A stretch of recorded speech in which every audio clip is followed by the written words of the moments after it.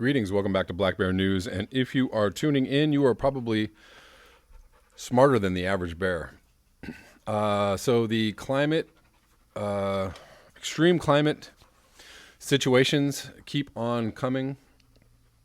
Today I'm going to cover a couple of them, one from Japan and the other from Australia. So there's a powerful typhoon that hit Japan called Faxai.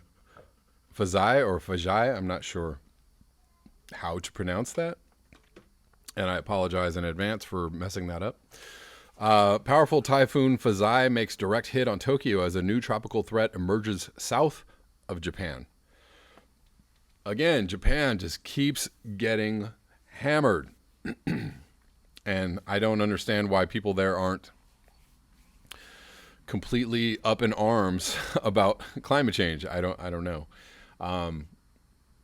Someone with a little more knowledge of the area, kind of filled me in on more details. It sounds like Japan has been taking the necessary measures in the face of the IPCC, in the face of the Paris Accord. They've been doing their part to mitigate emissions, but maybe what's happening there is what happens here when we have a Democratic president in office and they're like, we're going to do things for the climate. And everybody's like, great, you're taking care of it. So we'll just go back to just doing whatever it is we were doing. So it actually makes people less alarmed about it because somebody's doing something. It may not amount to anything, but as long as the mouth is going, yes, we're doing something, then everybody feels good and goes back to business as usual. Anyways, Typhoon Faxai became one of the strongest typhoons in recent years to strike Japan's capital city as the greater Tokyo area was left under assault from fierce winds and heavy rain from Sunday night into Monday morning. As the storm lashed eastern Japan, Faxai reportedly turned deadly, killing at least 3 people and leaving more than 40 others injured, according to the Japan Times. Authorities said one of the fatalities was a woman in her 50s who was killed after being launched into a wall by Faxai's powerful winds. Around 910,000 power outages were reported as winds over 100 miles per hour or 160 kilometers per hour battered the Tokyo area for several hours on Sunday night. More than 600,000 homes and businesses remained without power on Tuesday, according to NHK. The storm was equivalent of a Category 2 hurricane when it made landfall in Chiba City in the Chiba Prefecture around 5 a.m. Monday, according to NHK. Chiba is located less than 40 kilometers east of Tokyo, and there was fear that this was going to hit Fukushima. But check this out. Check out what happened.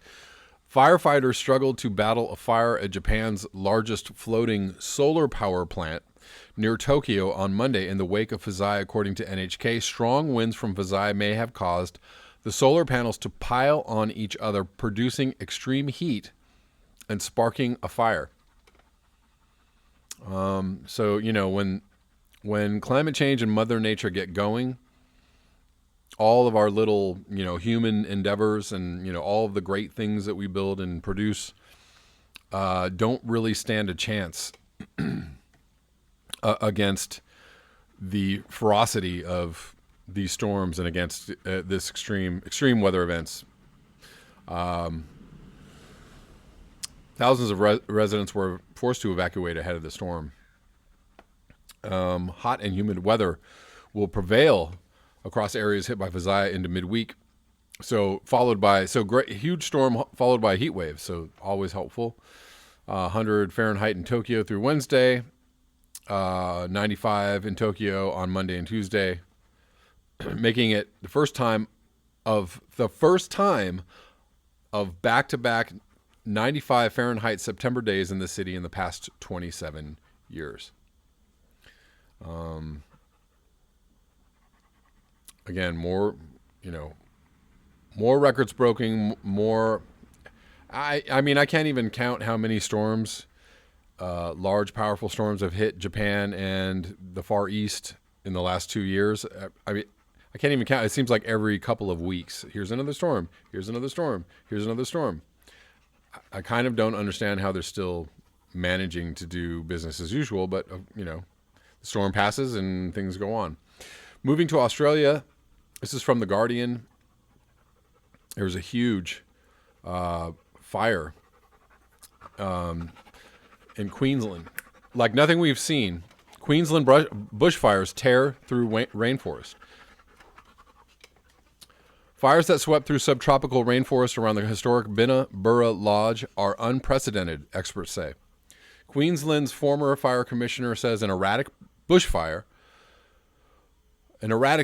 front that climbed in the state's subtropical rainforest and razed the 86-year-old Binnaburra Lodge is like nothing we've ever seen before. What we're seeing, it's just not within people's imagination, said Lee Johnson, who spent 12 years in charge of Queensland's fire service. Sorry, I can't pronounce any of these words right now. They just didn't believe it could ever get so bad. Queensland remains in the grip of one of the worst bushfire threats in its history, fueled by prolonged dry conditions and fierce gusting winds, an omen of a potentially devastating fire season ahead. There are still 52 fires burning across the state.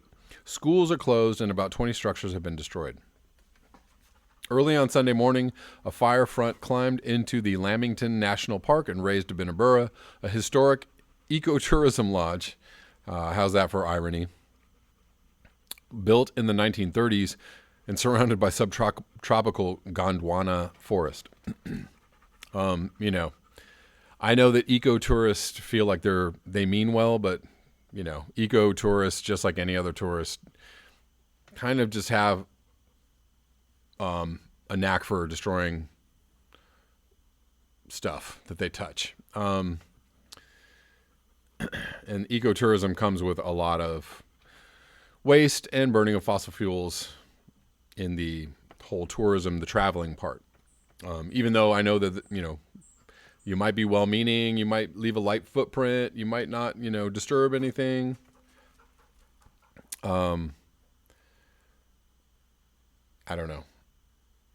The heritage listed main lodge was built in 1933. It has never been before seriously threatened by bushfire, protected in part by lush and damp surroundings that typically suppress the progress of dangerous fires. Hence the word rainforest, where, you know, forest fires are not necessarily supposed to happen all that often, but we live in a new age. A new era is upon us where, you know, fires rage through the Arctic where they did not rage before. Fires rage through lush and damp rainforest where they did not rage before.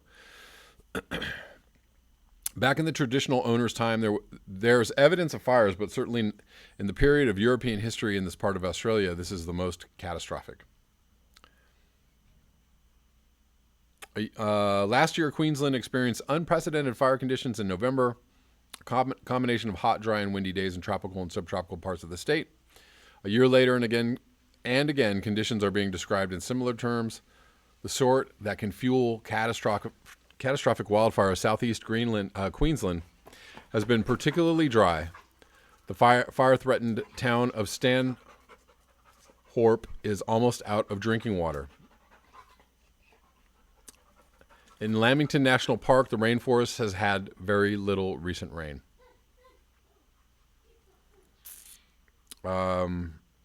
He said Binnaburra would be rebuilt, oh boy, in a way that took into account the likely impacts of climate change.